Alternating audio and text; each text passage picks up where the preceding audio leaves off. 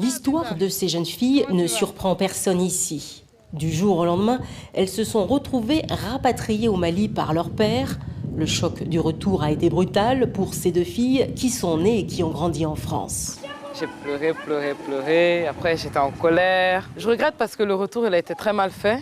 J'aurais quand même aimé pouvoir continuer en France des études. J'aurais aimé qu'il le fasse moins brutalement. Il faut dire que les enfants n'avaient pas la moindre idée de ce qui les attendait. Lorsque j'ai pris ma retraite, j'ai dit qu'il faudrait que je rentre à mon pays. Parce que j'ai vu que la vie est très chère. Et puis, j'arrive pas à faire ce que je veux en France avec mes enfants. Moi, je n'ai rien demandé à personne pour dire que les enfants, nous irons au Mali ou quoi que ce soit, non. Passage obligé pour les filles, une immersion totale pendant 1 an au cœur de la culture malienne, dans le village de leur père.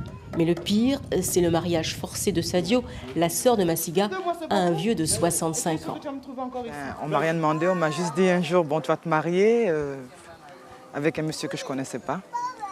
Et du jour au lendemain, je me suis retrouvée mariée à 15 ans. J'avais 15 ans, effectivement, quand je me suis mariée. Dans des coutumes différentes, avec des responsabilités que je ne connaissais pas. Je n'étais pas préparée à tout ça. Et c'est cette douleur-là que j'ai. Le temps n'a pas effacé le ressentiment vis-à-vis des parents. Mais de leur souffrance est née une envie d'être à l'écoute des nouveaux arrivants, encore écorchés vifs. Tu vas gagner en patience, tu vas gagner en sagesse. J'étais comme toi, moi j'étais pire que toi. C'est-à-dire qu'on m'appelait même la racaille. Moi je vais rentrer. On n'est pas en bonne condition ici. Moi je suis pas en bonne condition. On est en merde ici, le Coran. Moi je vais rentrer moi. Il y a des gens qui sont ici, là, ils sont dans des conditions pires que les tiennes. Toi tu as de la chance, tu es en ville. Et ceux qui sont au village, qu'est-ce qu'ils vont dire? Pour la plupart des migrants maliens, très attachés à leur terroir, le rapatriement de leurs enfants avant la majorité est une nécessité pour acquérir certaines valeurs locales.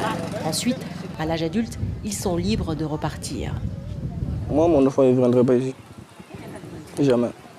Tout le monde connaît son mal-être, mais ces hommes assis près de l'arbre lui demandent d'être discrets. Le traumatisme du retour est tel que beaucoup de ces franco-maliens stoppent leurs études.